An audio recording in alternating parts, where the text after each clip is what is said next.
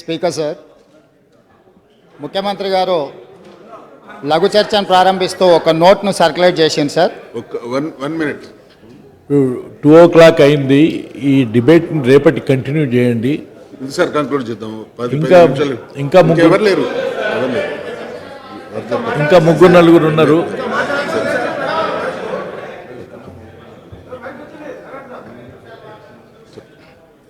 Speaker sir, ముఖ్యమంత్రి గారు short discussion initiate చేస్తూ టేబుల్ చేసిన నోట్ సార్ ఇది.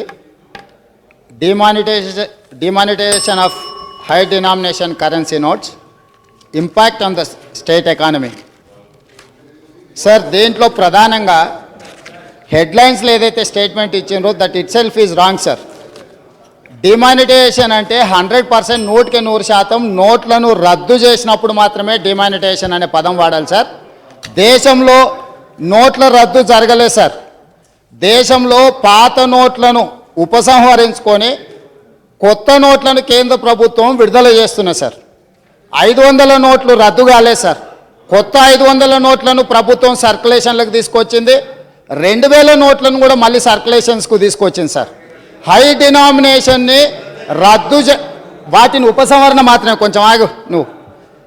పాత నోట్లను ఉపసంహరించుకొని కొత్త నోట్లను ప్రభుత్వం ఇస్తుంది. కాబట్టి ఇక్కడ ముఖ్యమంత్రి గారు ప్రవేశపెట్టిన ఈ లఘు చర్చలో పెద్ద నోట్ల రద్దు రాష్ట్ర ఆర్థిక వ్యవస్థపై ప్రభావంలో దేశంలో విపరీతంగా పెరుగుతున్న నల్లధనాన్ని నిర్మూలించడం, నకిలీ నోట్ల చలామణిని అడ్డుకోవడం, రాజకీయ అవినీతిని సమూలంగా నిర్మూలించడం, రాజకీయ వ్యవస్థను సంపూర్ణంగా ప్రక్షాళన చేయడం, తీవ్రవాదాన్ని ఉగ్రవాదాన్ని నియంత్రించడం, తద్వారా అవినీతి రహిత భారతదేశ నిర్మాణాన్ని లక్ష్యంగా చేస్తూ ప్రధానమంత్రి గారు ఈ నోట్లను రద్దు చేసిందని ముఖ్యమంత్రి గారు చెప్పడం జరిగింది సార్.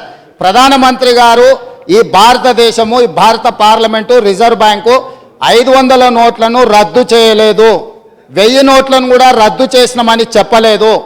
కొత్త 500 నోట్లను ప్రింట్ చేసి మార్కెట్లోకి విడుదల చేసింది.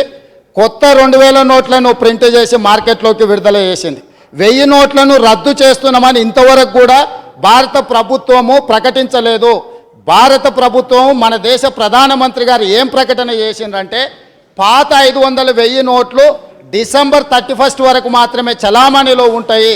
వాటిని బ్యాంకులలో డిపాజిట్లు చేసి మీరు కావాల్సిన కొత్త నోట్లను తీసుకోండి అని చెప్పిండ్రు. కాబట్టి మొట్టమొదట ముఖ్యమంత్రి గారు స్టేట్మెంట్ని సవరించుకోవాల్సిందిగా ప్రభుత్వానికి సూచన చేస్తున్నాను సార్.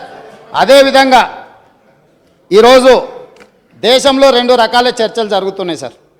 మొట్టమొదటి చర్చ అవినీతి అక్రమాలను నిర్మూలించడానికి పెద్ద నోట్ల రద్దు చేసినామని. రెండవది ప్లాస్టిక్ మనీ యూజ్లోకి తీసుకురావాలని, క్రెడిట్ కార్డు కానీ డెబిట్ కార్డు కానీ ఆన్లైన్ ట్రాన్సాక్షన్స్ చేయాలని.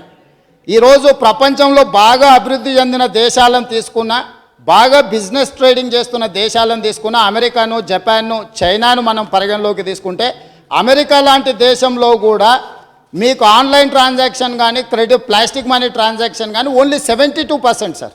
100% అనేది ఆయా అభివృద్ధి చెందిన దేశాలలో కూడా ఎక్కడా లేదు. కాబట్టి ఉన్న పలంగా ఇప్పటికిప్పుడు భారతదేశంలో ఈ స్వైపింగ్ మిషన్స్ తీసుకురావాలనో లేకపోతే ప్లాస్టిక్ మనీని ఉపయోగంలోకి తీసుకురావాలని ఏదైతే ప్రయత్నం చేస్తుండ్రో ఈ ప్రయత్నం వల్ల చాలా విపరీతమైన పరిణామాలు ఈ దేశంలో వచ్చినాయి సార్. వీటన్నిటిని కూడా మనం దృష్టిలో పెట్టుకోవాల్సిన అవసరం ఉంది. భారతదేశంలో 96% నగదు లావాదేవీలు జరుగుతాయి సార్. నగదు లావాదేవీలు జరిగేవన్నీ కూడా బ్లాక్ మనీ కాదు సార్. గ్రామీణ ప్రాంతాలలో కూరగాయలు, పాలు, పండ్లు లేకపోతే వ్యవసాయానికి సంబంధించిన వాటికి పాల కేంద్రాలలో కూడా నగదు మాత్రమే చలామణిలో ఉంటుంది సార్. అదేవిధంగా మీకు అంగన్వాడీల నుంచి మొదలు పెడితే మహిళా సమాఖ్యల వరకు గ్రామాలలో ఉన్న మా తల్లిదండ్రుల, మా అమ్మ కూడా ఊర్లో పాల కేంద్రానికి పంపిస్తే కూడా క్యాష్ వస్తే క్యాష్ను పొదుపుగా దాచిపెట్టుకునే వాళ్ళు సార్. అంటే పొదుపు సంఘాలలో కూడా వాడుకునేది కూడా నగదే. ఆ నగదు ఏది బ్లాక్ మనీ కాదు సార్. బ్లాక్ మనీని నిర్మూలించాలన్నా, నిరోధించాలన్నా, రాజకీయాలలో అవినీతి సొమ్ములను నిర్మూలించాలంటే దానికి వేరే విధానంలో, వేరే ఫామ్లో వస్తే బాగుంటుంది తప్ప ఉన్న పలంగా మార్కెట్లో 500 నోట్లు, 1000 నోట్లు 86% సార్. 86% మార్కెట్ను ఆక్యుపై చేసుకుని 500, 1000 నోట్లను ప్రభుత్వం ఉపసంహరించుకున్న వెంబడే ఆల్టర్నేటివ్ ఏం ఏర్పాట్లు చేయకుండా ఈరోజు ముందుకెళ్తున్నది కాబట్టి ఈ రకమైన సమస్యలు వచ్చినాయి. అంటే ఆక్సిజన్ ఇప్పుడు మనకున్న ఆక్సిజన్లో సడన్గా 86% తొలగిస్తే ఎంత సఫకేషన్ ఉంటుందో, సర్క్యులేషన్లో ఉన్న మనీని ఏదైతుందో, నోట్స్ ఏవైతున్నాయో కేంద్ర ప్రభుత్వం ఉపసంహరించుకోవడం వల్ల సమాజంలో ఒక రకమైన గందరగోళం పరిస్థితి వచ్చింది సార్. ఈ గందరగోళంలో పత్రికలు, టీవీలలో రకరకాల ప్రకటనలు ఉన్న సొమ్ములని గుంజేసుకుంటారు, మీ బంగారాన్ని అంతా గుంజేసుకుంటారు, మీ ఆస్తులని గుంజేసుకుంటారు అన్నట్టుగా రావడం వల్ల ఈ రకమైన గందరగోళ పరిస్థితులు వచ్చినాయి. బ్యాంకులలో క్యూలో నిలబడుతున్నారు సార్.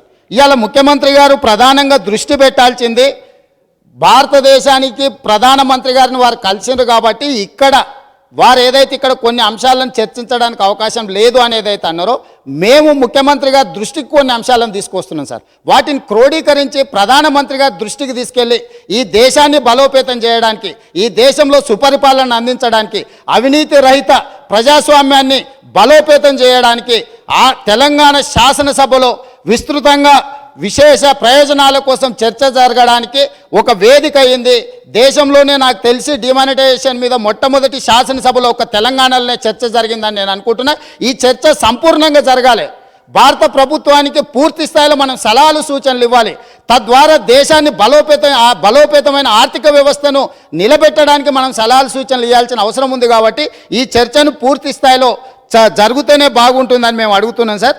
అయితే ఇక్కడ నగదు రహిత లావాదేవీలను ఒత్తిడి చేసి ప్రజల మీద రుద్దాలనుకుంటే అది మంచిది కాదు సార్. ప్రజలు చెప్తారు సార్ చెప్తాను సార్. చంద్రబాబు నాయుడు గారు కాదు సార్, పెద్దలు అద్వానీ గారికి చెప్పాలి సార్. కిషన్ రెడ్డి అన్న అద్వానీ గారికి చాలా దగ్గర. నిన్న అద్వానీ గారు ఎంత ఆవేదన వెలిబుచ్చిండో. రాజకీయ కురువృద్ధుడు, భారతదేశంలో దశా దిశ నిర్దేశించే నాయకుడు అద్వానీ గారి ఆవేదనను కూడా మనం అర్థం చేసుకోవాలి సార్. కాబట్టి దయచేసి మమ్మల్ని చెప్పని వాళ్ళే మీరు సార్. మీరు హౌస్ ఆర్డర్లో పెట్టండి సార్. ఇదేం సార్, నేను వారితో వాదిస్తలేను సార్. సభలో ముఖ్యమంత్రి గారు ప్రవేశపెట్టిన స్టేట్మెంట్ మీద నా అభిప్రాయం చెప్తున్నాను సార్. ఎందుకు అభ్యంతరం చెప్తున్నాను సార్? నేను ఏం తప్పు మాట్లాడినా? దీంట్లో తప్పేమున్నది సార్? దీంట్లో తప్పేమున్నది? ఎందుకు అడ్డం పడుతున్నారు నాకు అర్థం కాలే. చంద్రశేఖరరావు గారిని వాళ్ళు ఇంప్రెస్ చేయాలనుకుంటే నాకు అభ్యంతరం లేదు సార్. ముఖ్యమంత్రి గారిని వాళ్ళు ఇంప్రెస్ చేయదలుచుకుంటే, ప్రసన్నం చేసుకోవాలంటే నాకు అభ్యంతరం లేదు సార్. నా మీద దాడి ఎందుకు చేయాలి సార్? నన్ను మాట్లాడాల్సింది ఇప్పుడు నేనేం మాట్లాడాలో నా సమయం సార్ ఇది. రేవంత్ రెడ్డి గారు, మీ సమయం, మీరు ఏది మాట్లాడాలో మనం అనుకున్న పరిధిలో మాట్లాడండి. Okay sir, thank you sir.